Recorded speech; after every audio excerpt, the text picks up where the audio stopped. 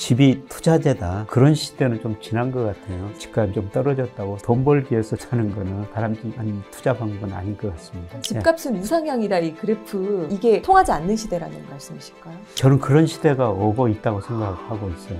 서울에서도 핵심 아파트 중에 하나라고 볼 수가 있거든요. 네. 그런 데서 그런 현상이 발생했다는 겁니다. 그런 사이클이 올 수도 있다는 겁니다. 그럴 때 이제 집값이 바닥이고 그럴 때 집을 사야 되는 거예요.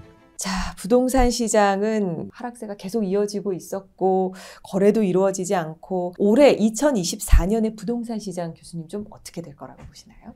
지역별로 좀 차별화가 되지만은 저는 제자리 걸음 아니면은 좀 더 빠질 것이다. 제가 부동산 가격을 결정하는 여러 가지 요인을 보니까요. 초기에는 금리하고 대출 금액에 영향을 많이 주고 그 다음에 시간이 갈수록 동행지수 순환 변동치라는 게 있어요. 대표 현재 경기를 나타내는 지표인데요. 집값에 영향을 많이 주거든요. 근데 금리 제가 앞서 떨어진다고 말씀드렸지만 장기적으로는 더 떨어질 텐데요. 아직도 상대적으로는 금리가 높은 수준입니다.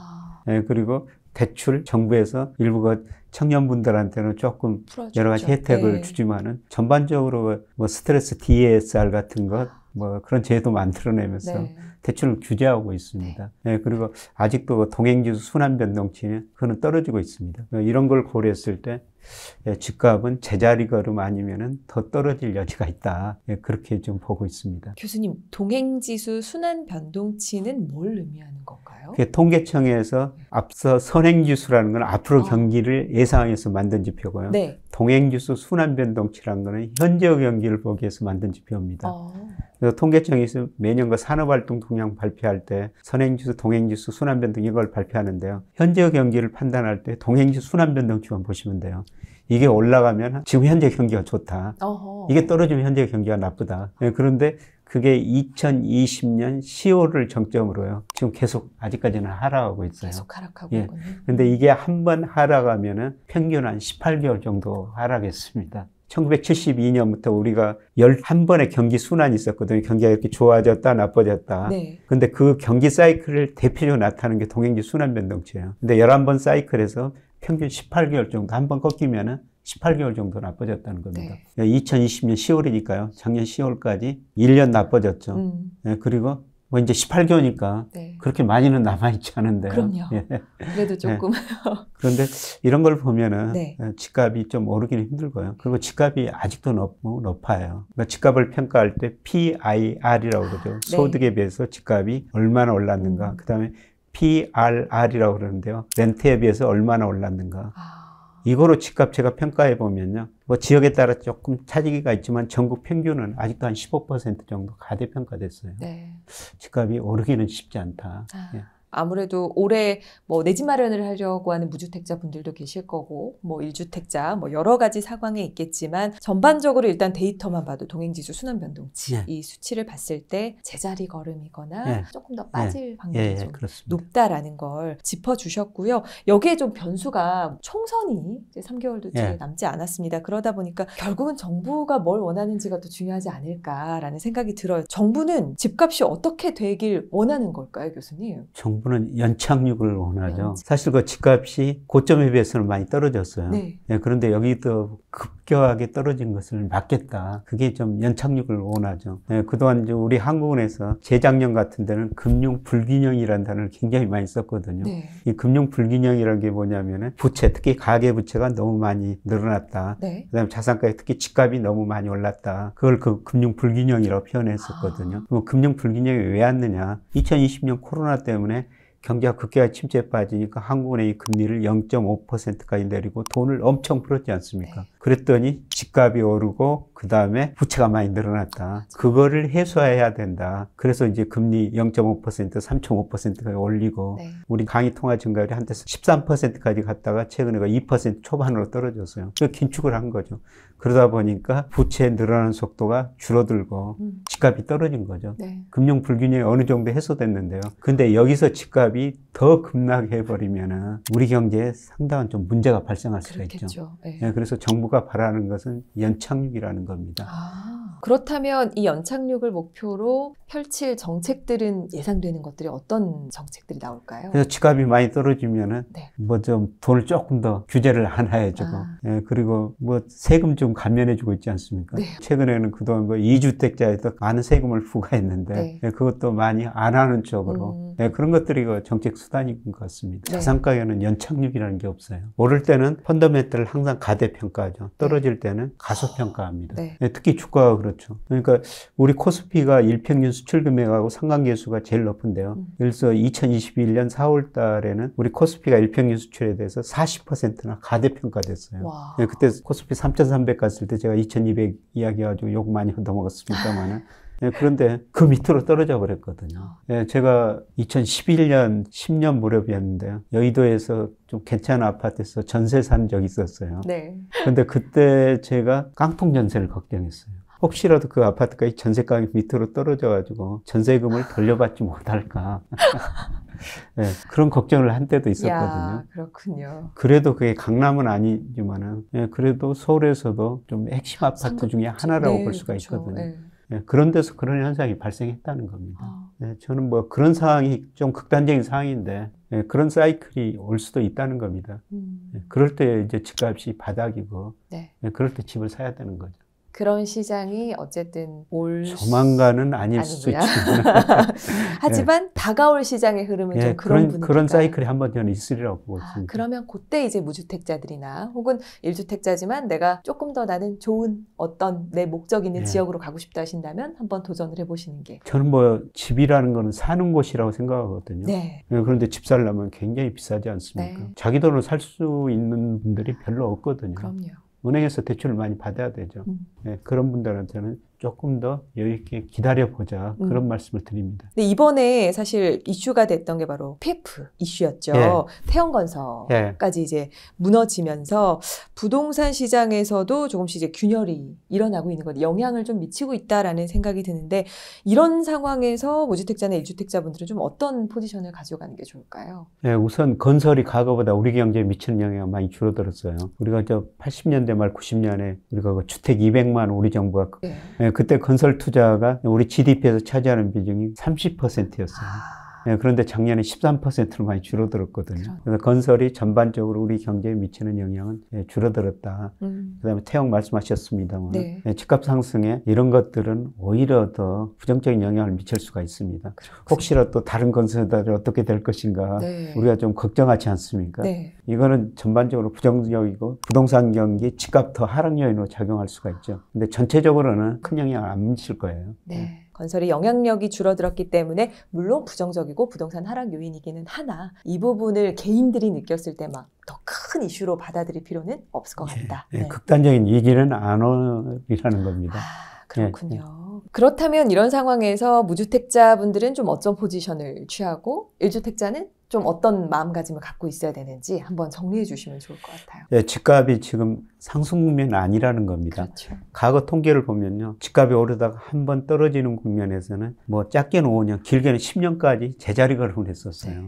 네, 저는 그런 국면이라고 보고 있습니다. 네, 그래서 집을 지금 무주택자더라도 뭐 그렇게 서둘러서 사실 필요는 없다. 이런 생각을 하고 있고요. 네, 그 다음에 뭐 집이 투자재다. 그런 시대는 좀 지난 것 같아요. 이제는. 예. 네. 일본이 85년에서 90년까지 집값이 엄청 올랐고 90년대 금리 오르고 그 다음에 35세, 55세 인구가 줄어들면서 집값이 급락했거든요. 네. 일반 사람들이 집값이 오를 때 집을 투자재라고 생각했는데 집값이 떨어지면서 소비재로 생각이 바뀌었었어요. 근데 우리도 큰 전환을 보면 그런 시대인 것 같습니다.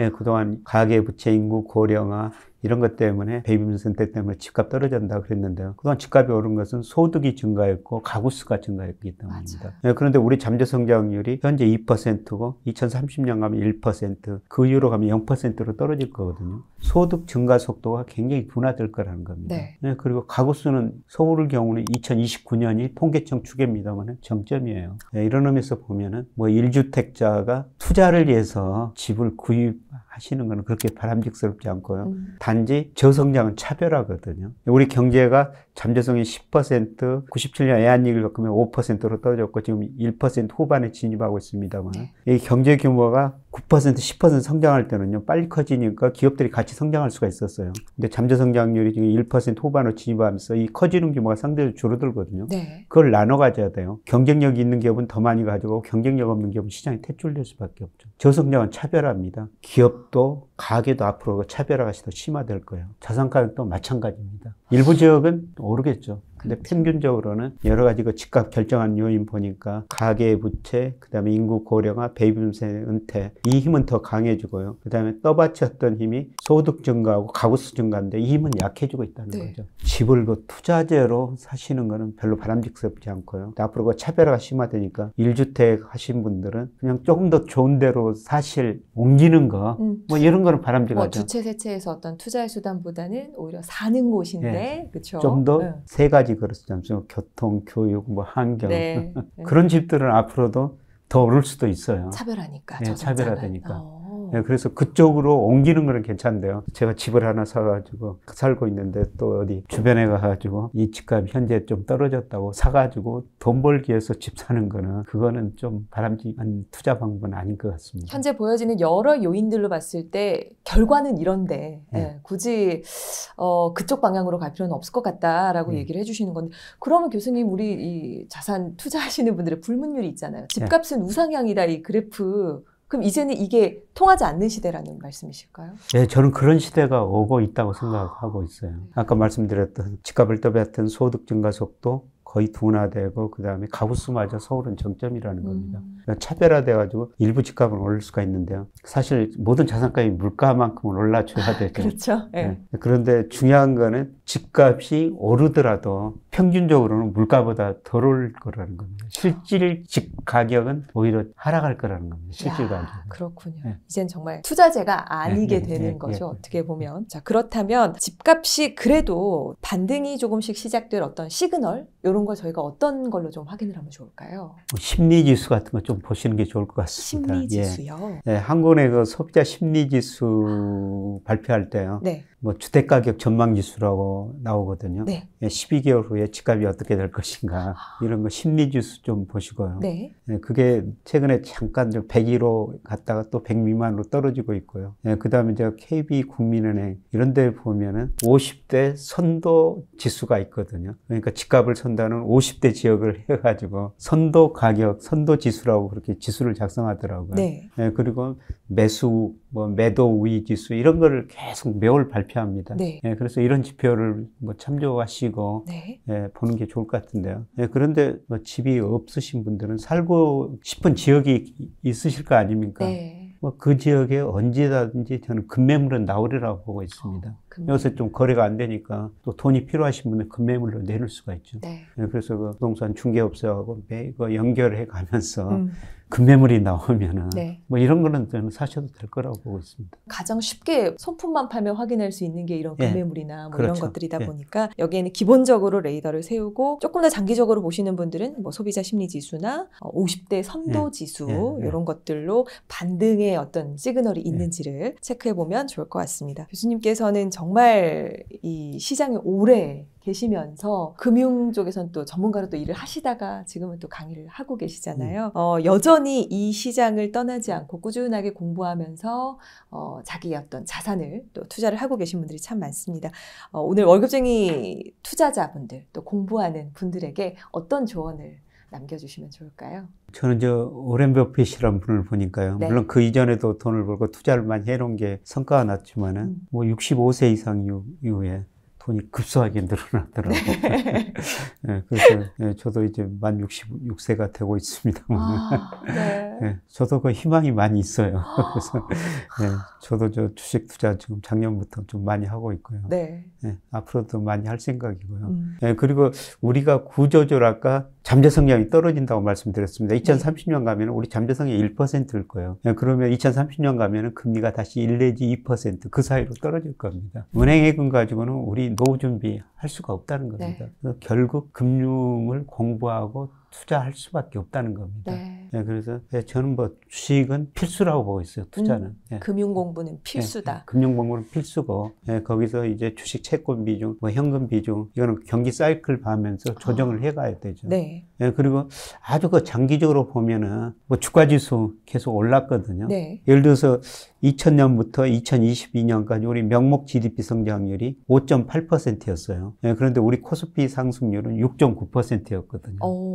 그러니까 명목 GDP 성장률보다도 1%포인트는 주가가 더 올랐다는 겁니다. 네. 장기적으로 보면. 네. 근데 우리 명목 성장률 추정해 보니까 지금 4% 안팎인데요. 그러면 매년 코스피는 5% 정도 오를 수가 있다는 겁니다. 예, 그런데 코스피가 50% 오르는데요. 어떤 업종은 떨어지고 어떤 업종은 오르겠죠. 근데 거기서 공부하시면요. 좋은 업종 고르면 훨씬 수익률이 높을 수가 있다는 겁니다. 그렇죠. 예, 저는 석사 마치고 저 증권회사 들어갔는데요. 예, 그런데 회사 다니면서 박사학위를 했어요. 네, 그래서 네. 저번에 어떤 데 강의를 갔더니 뭐 질문이 이거였었어요. 당신 인생의 가장 큰 투자, 가장 잘한 투자는 뭐였습니까? 뭔가요? 이런 질문을 하시더라고요. 뭔가요? 네, 그래서 제가 회사 다니면서 박사학위 했던 게 가장 큰 인생의 투자였습니다. 네, 제가 박사학위를 했더니 학교 가서 강의할 수도 있고 지금도 여러 군데서 강의할 수가 있는 거 아닙니까? 네. 네, 그런데 저는 우리 경제가 구조적으로 저성장 국면에 들어서면요. 우리가 임금 상승률도 많이 낮아지고 금리도 낮아질 거예요. 네. 이런 저성장 저금리 시대는 일하면서 근로소득 얻는 게 중요하고요. 그래서 회사 다니면서 월급을 받아야 된다는 겁니다. 근데 회사라는 게 직이라는 건 영원한 게 아니죠. 네. 그래서 직을 떠나가지고 하나 업을 가지셔야 된다는 겁니다. 맞습니다. 근데 제가 아까 가장 성공적인 잘한 투자가 회사 다니면서 박사학위를 했다는 그런 말씀을 드렸는데 그때 네. 박사학위를 해놓으니까 제가 이코노미스트 하나 업을 가져가지고 지금도 뭐 이렇게 일할 수가 있지 않습니까? 왕성하게 활동하시고 좋습니다.